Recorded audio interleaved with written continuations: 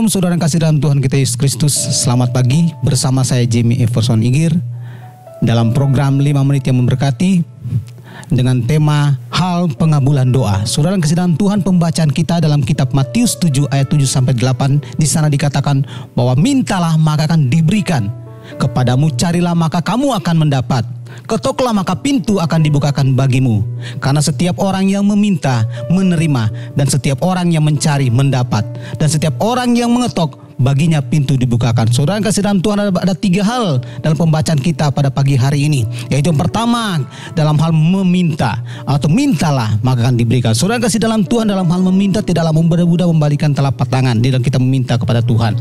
Pada dasarnya kita harus mengisi diri kita masing-masing berdoa.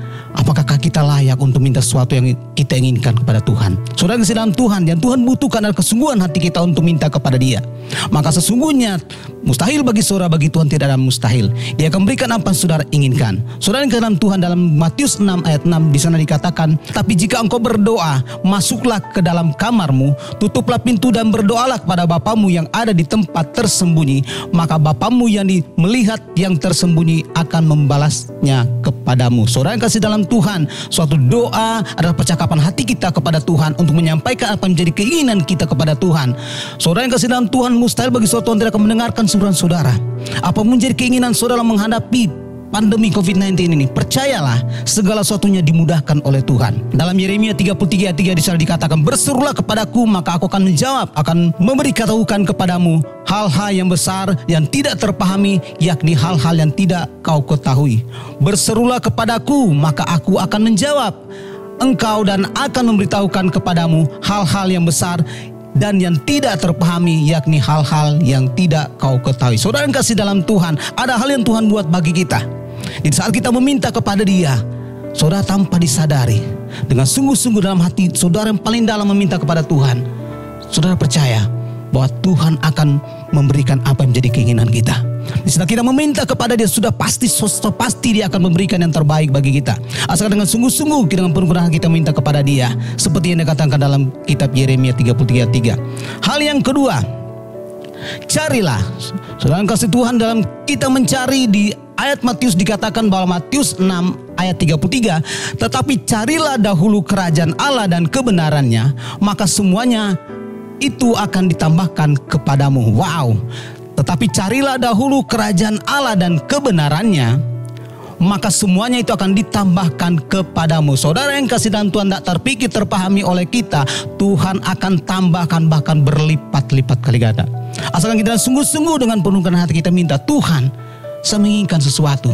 Bagaimana cara kita mengambil hati Tuhan? Bagaimana kita mengambil hati Bapa di surga? Saudara, dengan kita duduk diam di kaki Tuhan, sujud menyembah Tuhan, berdoa kepada Tuhan, percayalah, niscaya mustahil bagi saudara, pasti Tuhan genapi akan menjadi keinginan saudara.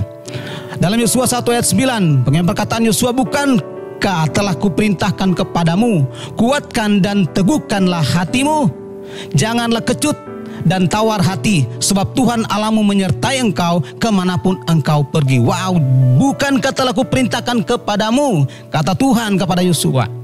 Dalam kitab Yosua di sana dikatakan bahwa kuatkan dan teguhkanlah hatimu, jangan kecut dan tawar hati, sebab Tuhan Allahmu menyertai engkau kemanapun engkau pergi.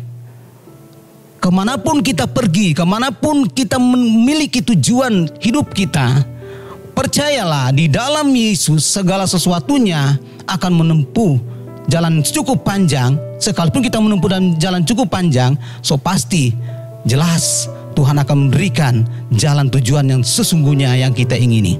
Saudara yang kasih dalam Tuhan, kuatkan dan teguhkanlah hati kita. Roma 8 ayat 29 di sana dikatakan, semua orang yang dipilihnya dari semula, mereka juga ditentukannya dari semula untuk menjadi serupa dengan gambaran anaknya, supaya ia, anaknya itu, menjadi yang sulung di antara banyak saudaranya. Saudara yang kasih dalam Tuhan, sebab semua yang dipilihnya, dipilih Tuhan dari semula. Bayangkan saudara, mereka juga ditentukan oleh Tuhan. Kita dipilih oleh Tuhan, kita terpanggil oleh Tuhan untuk melayani Tuhan. Layani ya Tuhan dengan penuh kerendahan hatimu. Layanilah Tuhan dengan penuh rasa sukacitamu, sukacita yang menggebu-gebu di dalam Tuhan. Percayalah, karena kita serupa segambar dengan Dia. tidak mungkin bagi saudara, mungkinlah itu bagi Tuhan. Karena Tuhan selalu melakukan hal yang tidak terpikir oleh kita. Tuhan akan buat sesuatu hal yang pribadi.